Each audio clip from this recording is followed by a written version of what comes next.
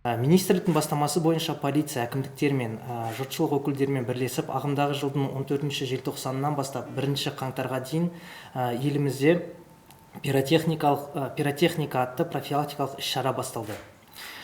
Бұл акцияның мақсаты пиротехниканы пайдалану ережелері бұзушылықтардың алдын алу, халықтың ықтимал қауіптер туралы хабардарлығын арттыру және жаңа жылдық мерекелер мен салюттер сияқты бұқаралық іс-шаралар өткізілетін жерлерде қауіпсіздікті қамтамасыз ету болып табылады. Іс-шара аясында өртке қарсы қызмет және әкімшілік полиция комитеттерінің басшыларымен бірлесіп дайындалған кешенді жоспар бекітілді. Қазіргі таңда іс-шара барысында 1000-нан астам бірлескен рейд жүргізілді. Оның барысында азаматтарға пиротехникалық бұйымдарды қолдану кезінде қауіпсіздік шаралары түсіндірілді. Сондай-ақ жарықтандыру, электр гирляндаларын және әшекейлерді қауіпсіз пайдалануға ерекше назар аударылады. Бұқаралық іс-шаралар жоспарланған объекттерді иелері үй-жайларда пиротехникалық бұйымдарды пайдалануға тыйым салу туралы еске саламыз. Азаматтардың қауіпсіздігін арттыру үшін мерекелік іс-шаралар өткізілетін орындарда, оның ішінде салют орындарында 4000-нан астам профилактикалық іс-шара өткізілді. Қауіпсіздікті оқыту шеңберінде ұйым қызметкерлерінің, педагогтардың, студенттер мен балалардың қатысуымен 1000-нан астам эвакуациялық жаттығу ұйымдастырылды. Министрлік пиротехникалық өнімдерді пайдалану кезінде қауіпсіздік шараларын қатаң сақтауға еске салады.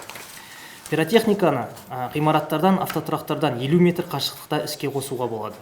Оларды кәмелетке толмағандарға өз бетінше пайдалануға тыйым салынады. Үйде от шашуды қолдануға мүлдем жол берілмейді. Сондай-ақ салюттерді қолмен, балкондарды және лоджиялардан ұшыру қауіпті екенін еске саламыз. Сонымен қатар пиротехникалық бұйымдарды тиісті сертификаты бар мамандандырылған павильондарда сатып алуға қажет екенін назар аударамыз. Ең алдымен қаптаманың тұтастығы және жарамдық мерзімін тексеру керек.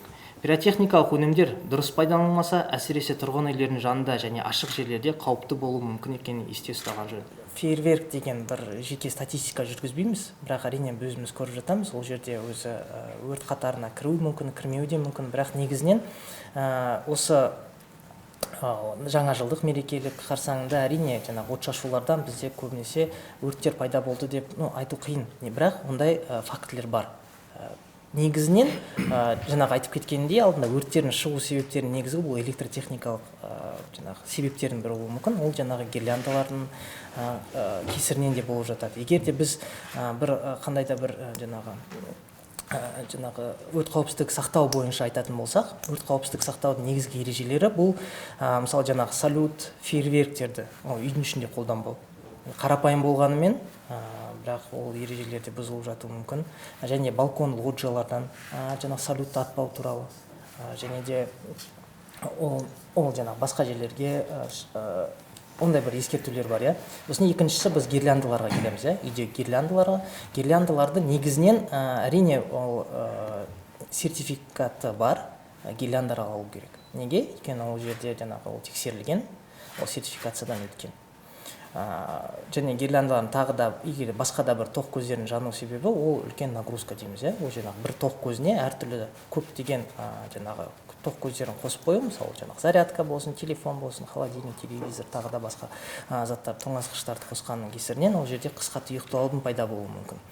Сосын егер де жаңа жылдық мерекелерге келетін болсақ, ол әрине біздің бенгаль оттары дейміз. Бенгаль оттары және де әртүрлі біздегі жанғыш нелер, сол бенгаль оттары тәріздес жанғыш әртүрлі бізде құрылғылар бар. Солардың негізгі ережелері оны жанғыш материалдардың қасында жақпау. Ол дегеніміз, мысалы, біз өзіміз білеміз, мишура дейміз ғой, егер қазір айта берейік, мишура түсінікті болу үшін. Мысалы, мишура өте жанғыш болып табылады. Соның қасында кейбір кезде бенгаль отын жақсаңыз, оның жану, немесе шыршаның қасында жаққан себебінен де өрт шығу мүмкіндігі жоғарылайды. Сондай ережелер бар. Мысалы, егер де сіз салют, фейерверктерді алып қойсаңыз үйіңізге, оның ережелері, оның артында нұсқаулық бар. Мысалы, біз айтып кеттім, лицензияланған дүкендерде ғана қалу. Неге? Ол жерде лицензиясы бар сауда орындары, ол жердегі пиротехникалық бұйымдардың да сертификаттары бар. Ол тексерілген, және де оның артында нұсқаулық бар. Өкінішке орай біздің тұрғындардың кейбірлері нұсқаулыққа қарамай қолданады.